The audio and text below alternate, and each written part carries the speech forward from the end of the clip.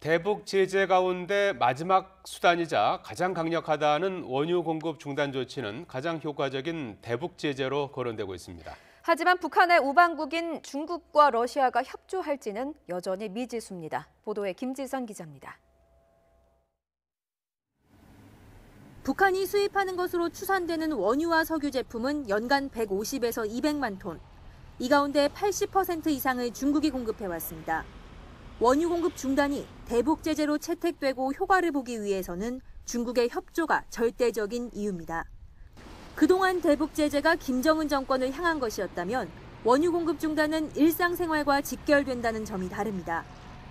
농번기이던 지난 5월 원유 차단설이 흘러나왔을 때 북한은 농기계 사용 대신 썰해지를 독려하며 경유 부족을 제재 탓으로 돌렸습니다.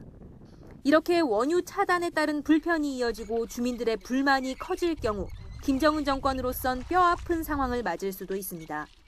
원유 공급은 북한 입장에서는 생률줄과도 마찬가지로 북한 내부적으로도 주민들의 반발로 인해 가지고 김정은 정권 입장에서는 매우 심각한 상황까지도 도래할 가능성이 있다고 하겠습니다. 전문가들은 북한이 반년 정도 버틸 수 있는 원유를 비축한 것으로 추정된다며 최근 들어 원유 수입의 러시아 의존도를 크게 늘리고 있다고 전했습니다.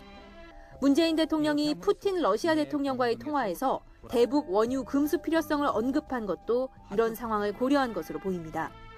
지금은 70%로 이제 중국에 대한 의존도가 낮아지고 러시아에 대한 의존도가 한 30%로 늘어나는 그런 상황입니다. 이와 함께 연간 2억 달러의 외화를 벌어들이는 것으로 추산되는 북한 해외 노동자 송출까지 전면 금지할 경우 북한으로선 재앙에 가까운 상황을 맞을 수도 있다는 분석입니다. 하지만 중국 역시 북한 노동자를 기용한 자국 기업들의 타격이 커서 원유 공급 중단과 마찬가지로 여기에 협조할지는 여전히 미지수입니다. YTN 김지선입니다.